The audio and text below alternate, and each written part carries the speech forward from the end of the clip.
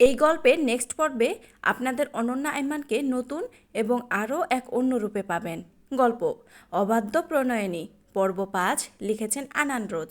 বিয়ের দিন ফুপু প্রেমিকের সাথে পালিয়ে যায় বলে বিয়ের আসরে বসতে হয়েছিল পঞ্চদশীর মেয়ে অনন্যা আইমানকে, যাকে কিনা তার বাবা একদমই পছন্দ করেন না, কারণ উনি মেয়ে সন্তান পছন্দ করেন না। এবং এই অনন্যাকে বাঁচাতে গিয়ে নদীতে ডুবে মারা যায় তার বড় ভাই আয়ান। আয়ানের মৃত্যুর পর থেকেই অনন্যা যেন তার বাবা ব্রিগেডিয়ার ফারহান আইমানের চোখের বালি। এমনকি তার মা আয়েশা রহমানেরও তেমন টান নেই মেয়ের প্রতি। বাবা মায়ের এই তীব্র অবহেলা আর ভাইয়ের মৃত্যুর অদৃশ্য অপরাধ মেয়েটাকে একাকিত্বে ডুবিয়ে রাখে। তবে অনন্যা জন্মগতভাবেই চরম সাহসী আর প্রতিবাদী। তার পরিবারের তিক্ততা তাকে এমন বানিয়েছে, নিজের প্রতি অন্যায় একদমই সহ্য হয় না তার। আর এই ব্যক্তিত্ব ফারহান আইমানের একদমই সহ্য হয় না। উনি সবসময় অনন্যাকে একজন অপরাধী প্রমাণ করতে চান। অনন্যা এই মানসিক অত্যাচারের প্রতিবাদ করে, ফলে তাদের বাবা মেয়ের মাঝে সবসময় ঝামেলা লেগেই থাকে। আর এই কারণেই অনন্যাকে তার পরিবার রিলেটিভ একজন ম্যানারলেস আর বদমেজাজির একঘুঁয়ে মেয়ের খ্যাতি দেওয়া হয়। কিন্তু তার এই একাকিত্বের ভাগ নেয়নি কেউ। কেউ তাকে একবারও বোঝার চেষ্টা করে না। বাহিরে মেয়েটা কিভাবে যতই শক্ত প্রমাণ করুক না, দিন শেষে যখন পুরো শহর অন্ধকারে ডুবে যায় আর সবাই ঘুমে তলিয়ে যায়, তখন সে আর নিজেকে সামলাতে পারে না। একটা রাত এমন যায়নি যে তার চোখের পানিতে বালিশ ভেজেনি।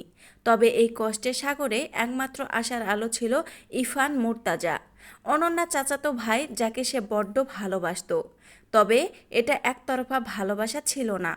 ইরফানও অনন্যাকে খুব ভালোবাসে, তবে তাদের এই স্নিগ্ধ প্রেম কাহিনী ছিল পরিবারের আড়ালে। ইরফান ভেবেছিল গ্র্যাজুয়েশনের পর পরিবারকে জানাবে।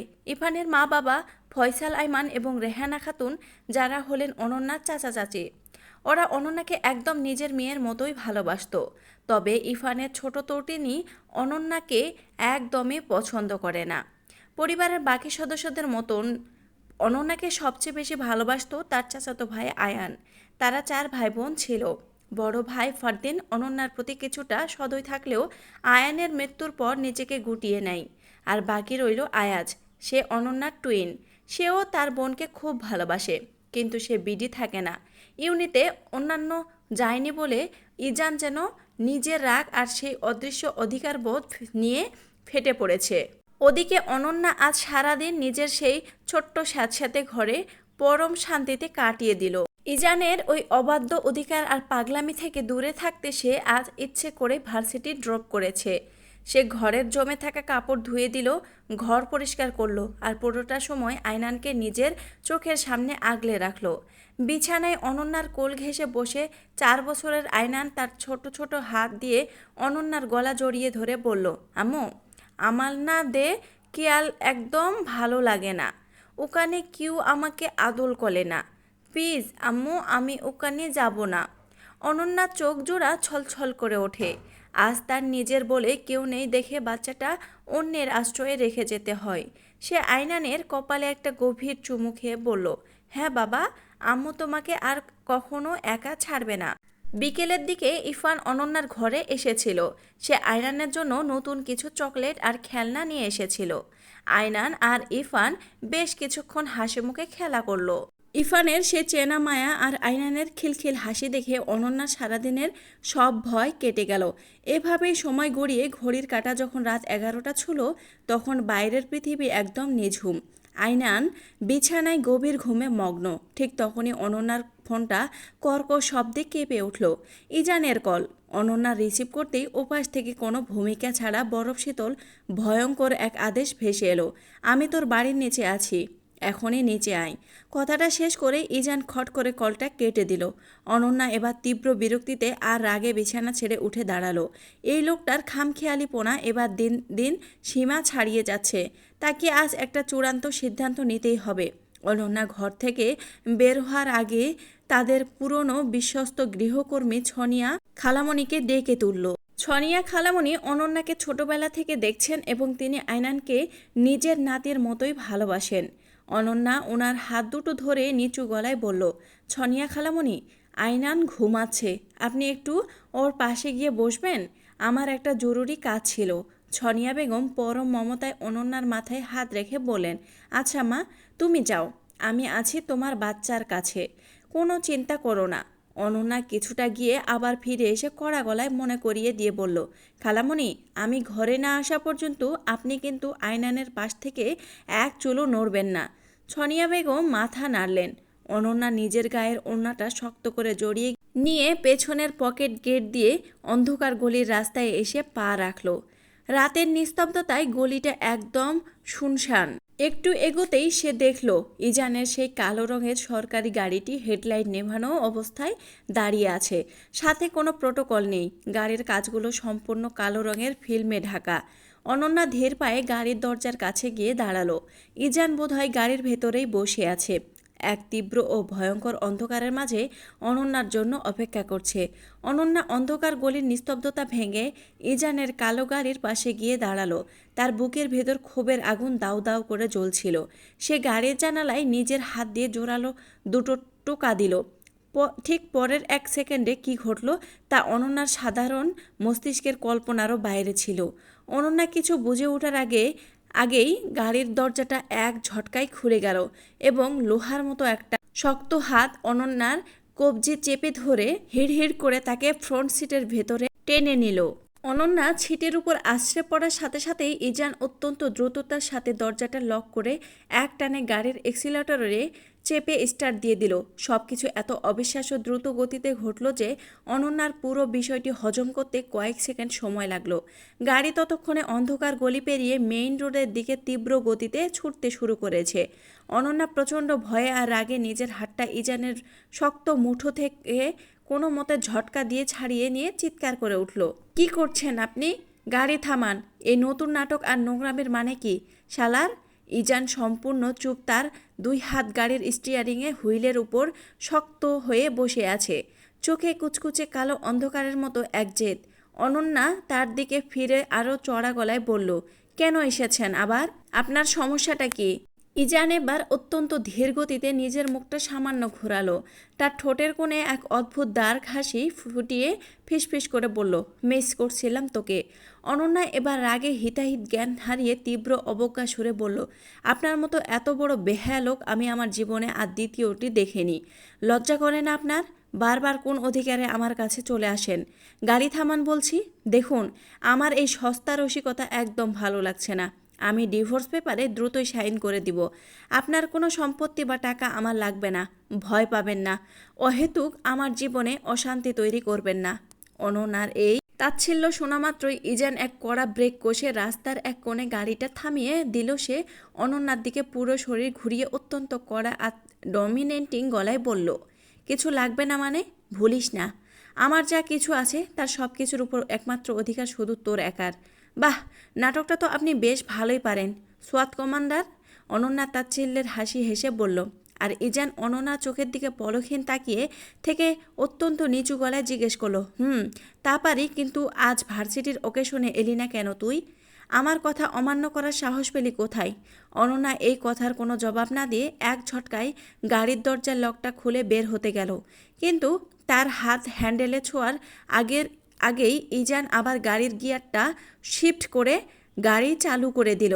তীব্র গতিতে গাড়িটির সামনের দিকে এগিয়ে যেতে যেতে ইজান আদেশের সুরে বলল, আমার বাসায় চল। অনন্যা এবার চরম স্তম্ভিত হয়ে গেল। সে অবিশ্বাস্য চোখে ইজানের দিকে তাকিয়ে বলল, গাড়ি থামান শালার। আপনার বাসায় আমি কেন যাব? ঘুমাতে। ইজান অত্যন্ত সহজ এবং কড়া অধিকারের সুরে উত্তর দিল, তোকে কালই বলেছি না আমার একদম ঘুম আসে না, তাই আজ তোর সাথে ঘুমাবো। কিন্তু ভয় পাস না, আজ অন্য কিছু করব না। অনন্যা নিজের ভেতরের সমস্ত বিষ উগড়ে দিয়ে বলল, ঘুম যদি না আসে তবে আপনার ফিয়ন্সের কাছে যান। সে তো আপনার জন্য জান দিতেও রেডি। সে নিজের মন আর শরীর সব দিয়ে আপনাকে খুব সুন্দর করে ঘুম পাড়িয়ে দেবে। ফিয়ন্সে? ইজান চোখ দুটো ছোট করে অত্যন্ত ঠান্ডা আবার গলায় জিজ্ঞেস করলো, কে ফিয়ন্সে? কেন? আপনার কলিগ রাহি। অনন্যা মুখ ফিরিয়ে অত্যন্ত তাচ্ছিল্যের সাথে বলল। ইজান এগুলো শুনে রাগে ক্ষোভে মুখটা কুঁচকে নিল। আর একটা শব্দ উচ্চারণ করল না সে। স্টিয়ারিং হুইলটা এক হ্যাচকা টানে ঘুরিয়ে গাড়ির দিক পরিবর্তন করলো এবং ঠিক 5 মিনিটের মাথায় অনন্যাদের বাড়ির পেছনের সেই অন্ধকার গলির মোড়ে এনে ব্রেক কষল। অনন্যা গাড়ি থামাতেই 1 সেকেন্ডও নষ্ট না করে দরজা খুলে বের হতে গেল, কিন্তু সে নিজের পা বাইরে ফেলার আগেই ইজান পেছন থেকে তার 2 বাহু ধরে এক ঝটকায় অনন্যাকে টেনে নিয়ে সরাসরি নিজের কোলের উপর বসিয়ে দিল। অনন্যা পুরোপুরি স্তব্ধ হয়ে গেল। ইজান অনন্যাকে নিজের শক্ত বুকের সাথে একদম পিষে ধরে তার ঘাড়ের কাছে নিজের মুখটা ডুবিয়ে দিয়ে অনন্যার গায়ের সে চেনা অবাধ্য সুবাস বুক ভরে টেনে নিল। ইজানের এই আচমকা তীব্র স্পর্শে অনন্যার পুরো শরীর কেঁপে উঠল। 5 বছর আগের সেই রাতটা আর এই রাতের তীব্র স্পর্শগুলো মনে পড়ে গেল। ইজান এক আসক্তি মাখানো গলায় নেশালো স্বরে ফিসফিস করে বলে ওঠে, তুইও তো পারিস নিজের শরীর দিয়ে তোর বরকে ঘুম পাড়িয়ে দিতে, পারিস না? অনন্যা ইজানের এই কথা আর তার কাপা স্বর শুনে নিজেকে ছাড়ানোর জন্য ছটফট করতে যাবে। ঠিক তখনই ইজান অনন্যার ফর্সা নরম হাতটা নিজের হাতের মুঠোয় নিল এবং অত্যন্ত অন্ধ আসক্তিতে গভীর এক পজিটিভ অধিকার নিয়ে অনন্যার হাতে নিজের ঠোঁট জোড়া ছুঁয়ে টুপ করে একটি তপ্ত চুমু খেল। ইজান অনন্যার ফর্সা হাতের উপর গভীর এক পজিটিভ অধিকার নিয়ে টুপ করে একটি তপ্ত চুমু খেতে অনন্যার পুরো শরীর ঘৃণায় আর রাগে শিউরে উঠল। সে নিজের হাতটা মুক্ত করার জন্য এবং ইজানের কোল থেকে নামার জন্য মরিয়া হয়ে ছটফট করতে লাগলো। ইজানের চওড়া বুকে নিজের 2 হাত দিয়ে ধাক্কা দিতে দিতে অনন্যা তীব্র ক্ষোভে চেঁচিয়ে উঠল, অসভ্য লোক, ছাড়ুন আমাকে! কোন সাহসে আপনি এমন করলেন? ইজান অনন্যার এই ছটফটানিতে বিন্দুমাত্র কান দিল না। সে তার লোহার মতো শক্ত 2 হাত দিয়ে অনন্যার পিঠটা নিজের বুকের সাথে আরও কষে জড়িয়ে ধরল। অনন্যার কোনো বাধা না মেনে সে অনন্যার সুদৌল গলায় নিজের মুখ গুজে দিল। ইজানের তপ্ত শ্বাস অনন্যার চামড়ায় লাগতেছে। ইজান অত্যন্ত নিচু এক অবাধ্য গভীর গলায় ফিসফিস করে বলল, আল্লাহ পাপ দিবে, মেয়ে স্বামীকে এভাবে নিজের থেকে দূরে সরালে। আমার প্রতিটা স্পর্শে আল্লাহর দেওয়া সম্পূর্ণ বৈধতা আছে। অনন্যা রাগে, অপমানে আর ক্ষোভে ভেতরে ভেতরে কাঁপতে লাগলো। সে নিজের মাথাটা ইজানের মুখ থেকে দূরে সরিয়ে নেওয়ার চেষ্টা করতে করতে দাঁতে দাঁত চেপে বলল, ছাড়ুন আমাকে শালার! কোনো বৈধতা নেই আপনার এই নোংরা স্পর্শে। আপনি আমার কেউ না, কিচ্ছু না।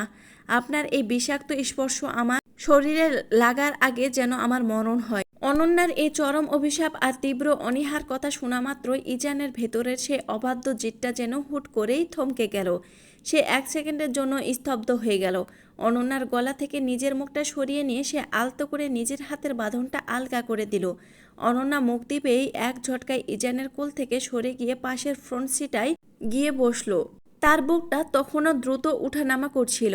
সে এক মুহূর্ত সময় নষ্ট না করে গাড়ির দরজা খোলার জন্য হ্যান্ডেলটা ধরে জোরে হ্যাচকা টান দিল, কিন্তু সেন্ট্রাল লক আটকে থাকায় দরজাটা খুলল না। অনন্যার সহ্য ক্ষমতার শেষ সীমা পার হয়ে গিয়েছিল।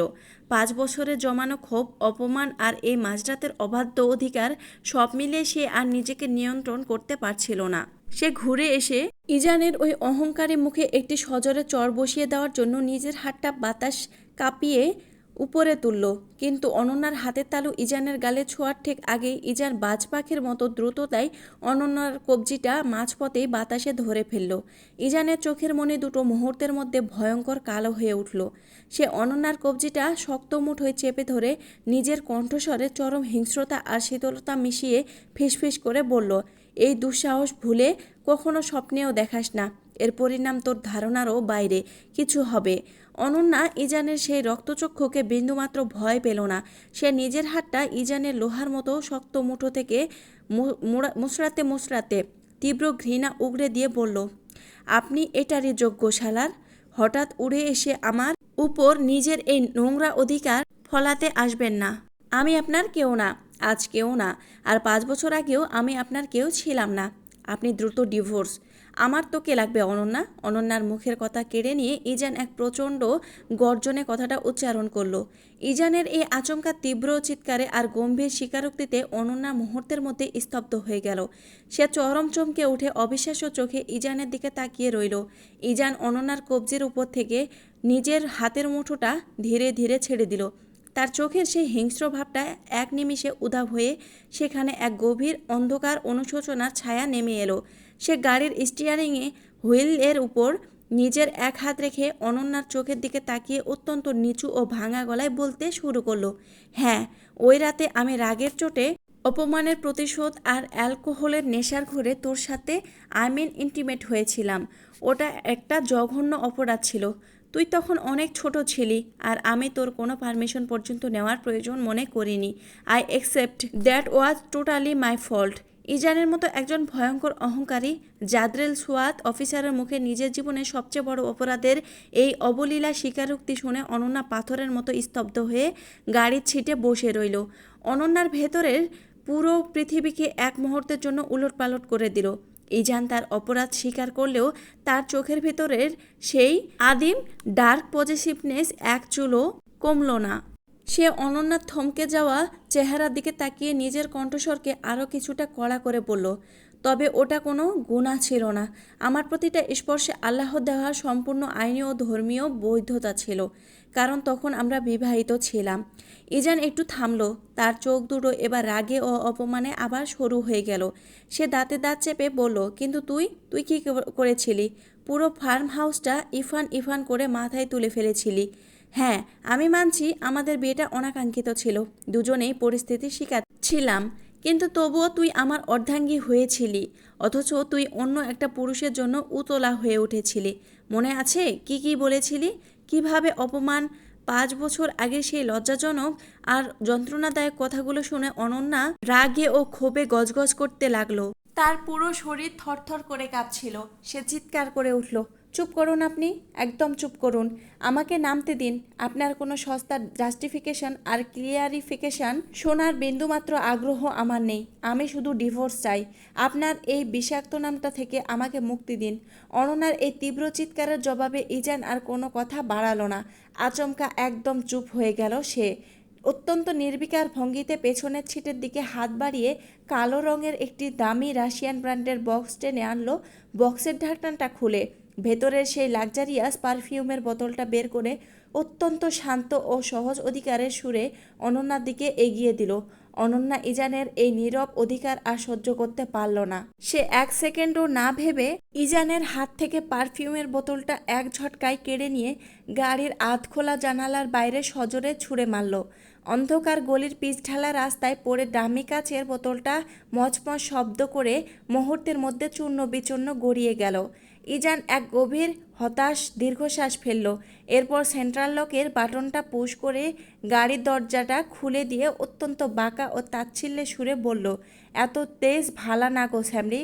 এইটুকুনি দেহ নিয়া আমার সাথে কোনোদিন পেরে উঠবি না, এটা মাথায় রাখিস। মরে যান।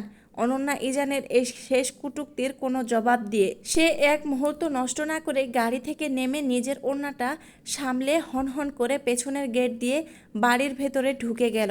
ইজান ড্রাইভিং সিটে বসে অনন্যার যাওয়ার পথের দিকে তাকিয়ে ঠোঁটের কোণে এক অদ্ভুত শয়তানি ও ভয়ঙ্কর চতুর হাসি ফুটিয়ে তুলল।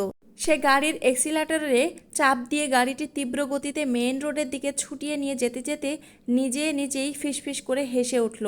বোকা মেয়ে, ডিভোর্স দিব? ডিভোর্সের কোনো ফাইলই সাবমিট করিনি। পেপারস রেডি না করলে ডিভোর্সটা দেব কিভাবে? মিসেস শালার মুনতাহির। অনন্যা নিজের ঘরে পৌঁছানো মাত্রই সোনিয়া খালামণি পরম নিশ্চিন্তে বিছানা ছেড়ে উঠে দাঁড়ালেন।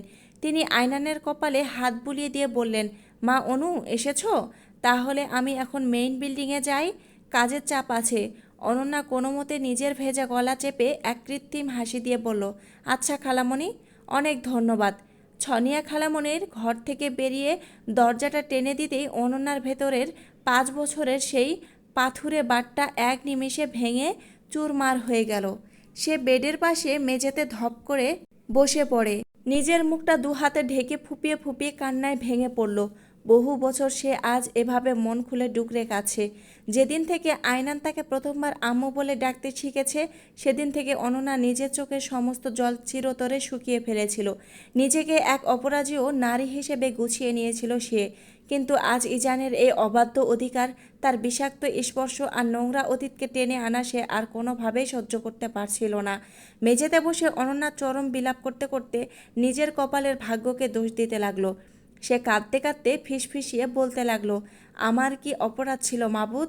আমার জীবনে এত বড় অভিশাপ কেন লিখেছিলে? ওই উত্তাল নদীতে আয়নের জায়গায় আমি কেন মরে গেলাম না? আমি পাপী হলে আমার ভাই কেন শাস্তি পেল? আর আমার ইরফান ভাই, আমার সেই পবিত্র ভালোবাসা আর ইরফান কেন আমার তকদিরে ছিল না। অনন্যা তীব্র ঘৃণায় আর অপমানে নিজের গায়ের ওড়নাটা হাতের মুঠোয় শক্ত করে চেপে ধরে। ইজানের চুমু খাওয়া সেই ফর্সা হাতটার উপর চামড়া লাল করে পাগলের মতো অনবরত ঘষতে লাগলো, যেন সে ইজানের দেওয়া প্রতিটা বিষাক্ত স্পর্শের দাগ নিজের শরীর থেকে চিরতরে মুছে ফেলতে পারে। কিন্তু তার এই কান্নার আওয়াজ পেছনের ঘরের দেওয়াল ভেদ করে বাইরে নিস্তব্ধ রাতে বিলীন হয়ে যাচ্ছিল। আজকের এই পর্বটা কেমন লাগলো অবশ্যই কমেন্টে জানাবেন এবং প্লিজ সাবস্ক্রাইব করে পাশে থাকবেন। ধন্যবাদ সবাইকে।